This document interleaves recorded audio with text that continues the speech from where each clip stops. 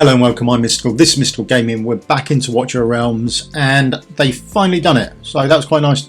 Just noticed that they finally dropped the update to the patch that we got on the 28th on the Forerunner server. So this is the rest of the stuff that's happening. We're just, instead of reading just a wall of text, I'll go through it in the actual place. You can see the differences as they are, as opposed to anything else. Okay, so the first change, and I think this is going to be bigger. I think this is quite a big change, to be honest. So there she is. Now she's getting a change. So this is a change here. It's already happened. The interval is now down to 75. So if we have a look, Oath of the Damned, which is a second passive, triggered interval from, and it was 80, 70, 70, 60 seconds, and it's going down to 55 seconds. Now, I don't know the reasoning behind it. I'm going to guess. I assume that the Golem's Screech in Ymiret 2 is around the 60-second mark, so maybe she'll survive both of those screeches. Maybe that's somewhere we're going to need to give her a bit of a test on. And Gear Dungeon 2, that top row, the clones come out at 1 minute intervals, I think it is. So she dies and then goes unyielding, then heals herself. I'm wondering now if she can eternally tank that top row in Gear Dungeon 2 all by herself without needing to swap anyone over. That would be an interesting one as well. So that's the first change with her. Right, what else have they dropped into this then? So the next part is Awakening adjustments. So let's have a look at Awakening. So shield duration increased from 5 seconds to 8 seconds. We can see that there just behind my head. It's now, and that's when they do their ultimate. So whenever she does her ultimate, the shield duration now will be increased from 5 seconds to 8 seconds. Okay, so that's a nice little bonus. It's nice to have a shield, but I don't know where that's being used or why the increase of 3 seconds, but it's nearly 100% increase, isn't it? Let's be honest. Okay, Awakening 3. It's had this massive wall of text put into it now. So added the extra effect during Call the Reaper, which is the ultimate, increases max HP by 10% when casting skills. Each stack of resentment consumes additionally increases max HP by 2%. So that's quite nice as well. She's getting a straight up buff, and to be honest, I didn't really think she needed one, but there you go.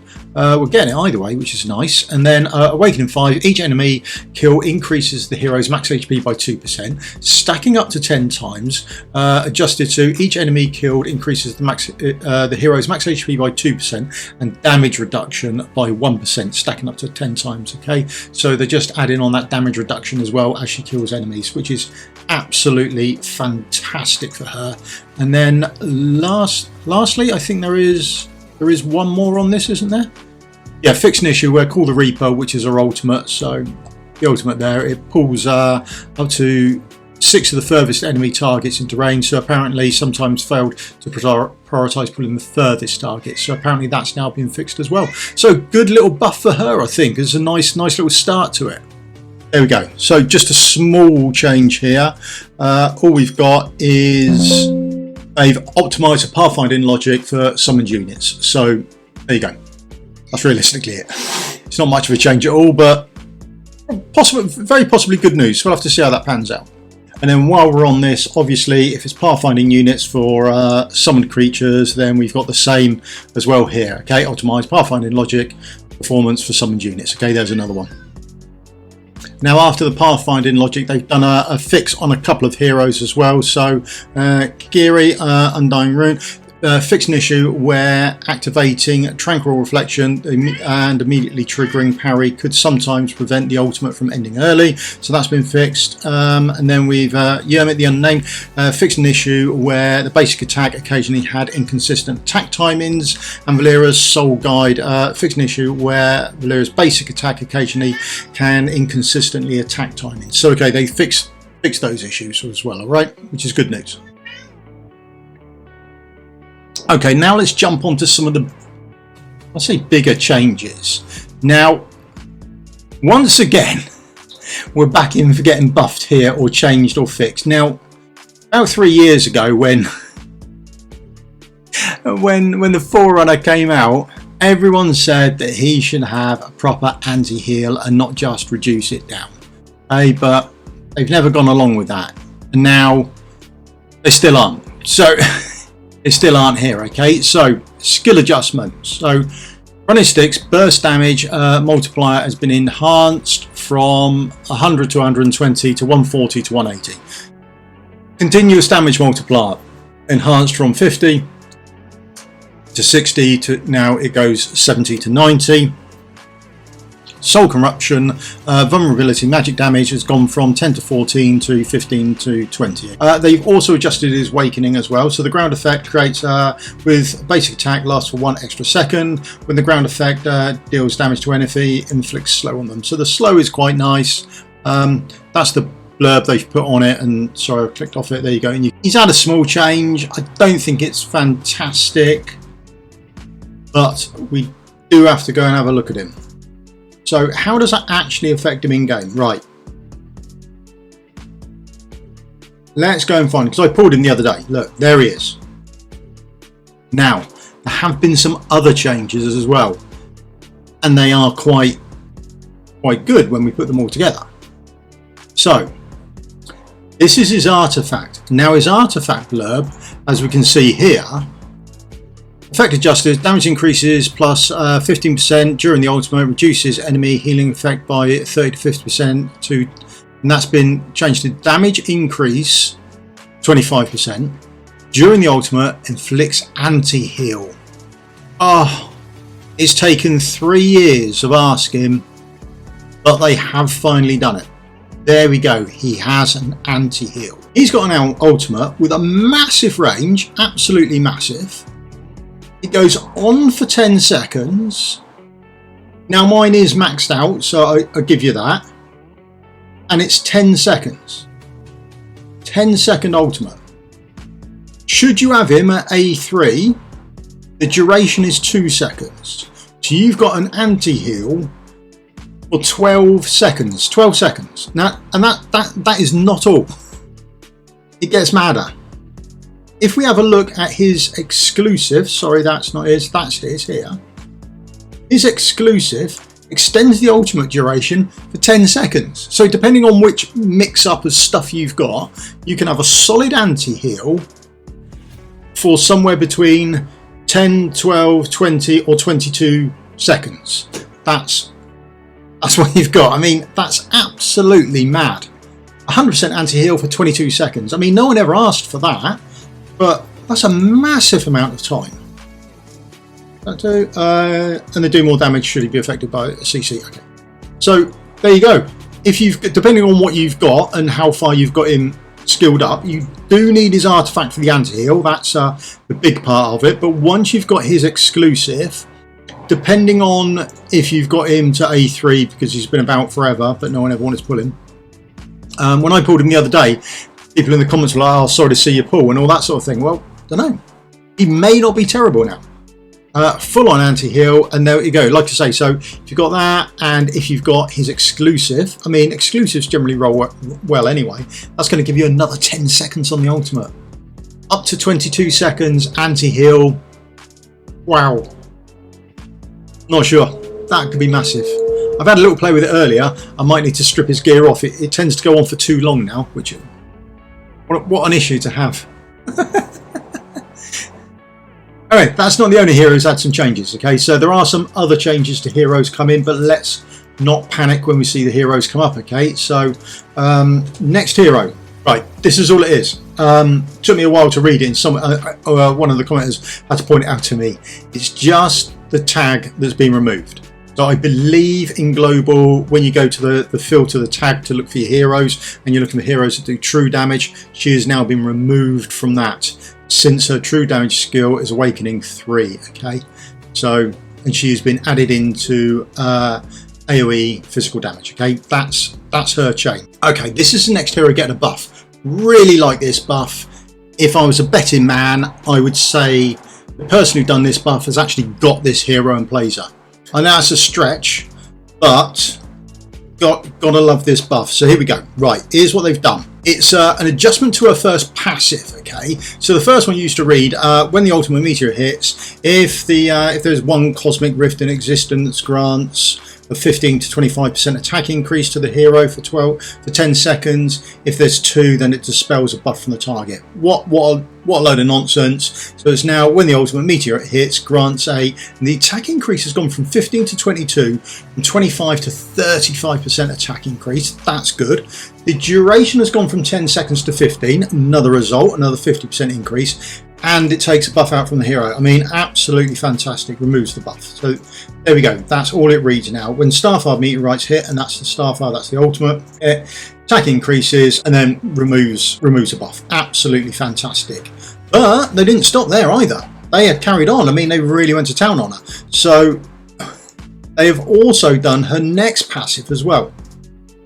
So her next passive used to be like this, and they've now changed it. So bonus disappears after attacking different enemies. Adjusted to bonus decreases by 1 stack after attacking different enemies. Okay, so now on her next passive here, 20 times increases the hero's damage by 10%, stacking up to 3 times. This bonus decreases by 1 stack when attacking a different enemy. Okay, so I think generally she's mostly going to be using Semram, so that's not an issue.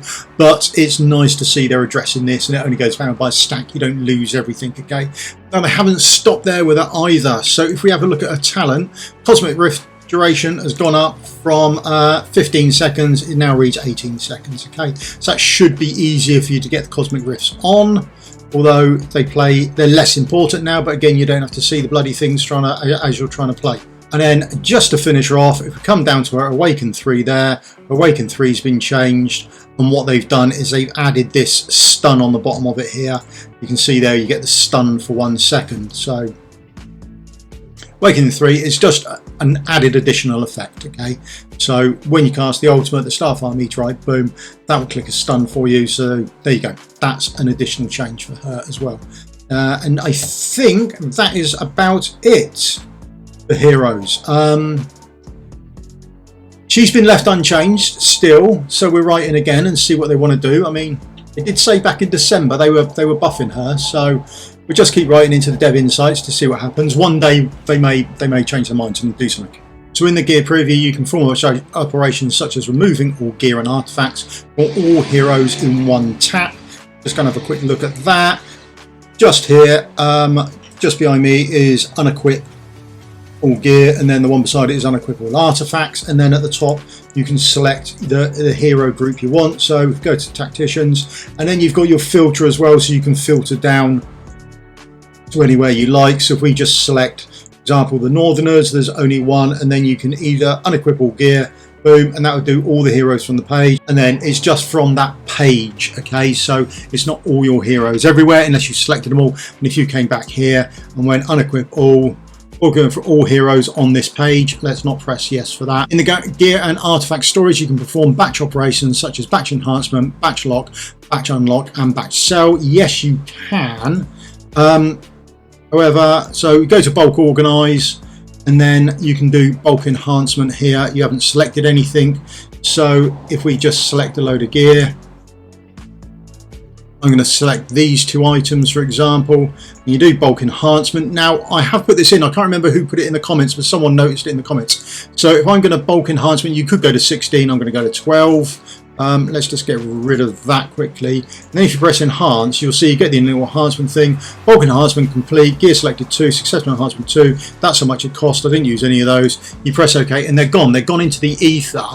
With all the rest of your other gear, you don't get to see how the bulk enhancement has rolled up. So that was someone in a previous video noticed that. I have passed that back as feedback. Whether it come out or whether they will show you what happened to the rolls, I don't know. But there you go. That's the only issue I can really see with it at the moment. Optimize categorization and arrangement logic for various items in the original storage. Okay, so no idea what that actually means, to be honest. So the last couple of bits they've done, always good to read the others part. Sometimes there's some big parts in there. Remove the drop of legendary psychic power and its shards from Drake's Chasm Abyss 1. There's a lot more they could do to that than just that. Added hero ratings to the Tower of Deception and Malric's Hall of Illusion, seen that. added 50 slots to gear storage, that's fine, and they've optimized the animation effects for the Halls of Illusion. That's it. That's all the patch notes they've actually got. Good, quite like it, really like the storage.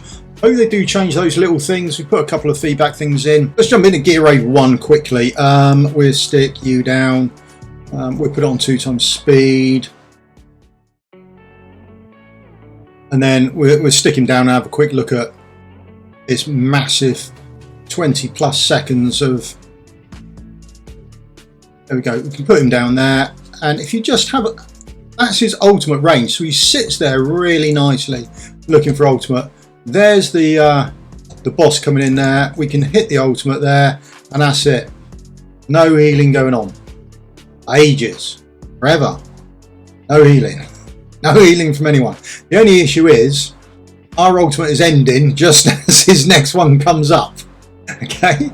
I mean, it's not the worst issue in the world. We probably need another healer down there to heal him up when people come around. But I mean, there we go. So the ultimate might be too long now. Might have to remove his exclusive or something, but we'll have to have a think on that. But there we go. That's the big changes done in the patch. That's a run through on the whole of the patch notes. Thank you very much for your time. You can do the old thumbs up, like, and subscribe. Help me out massively. See you in a video again soon.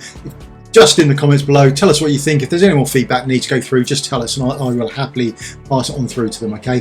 Thanks for your time. Cheers. Goodbye.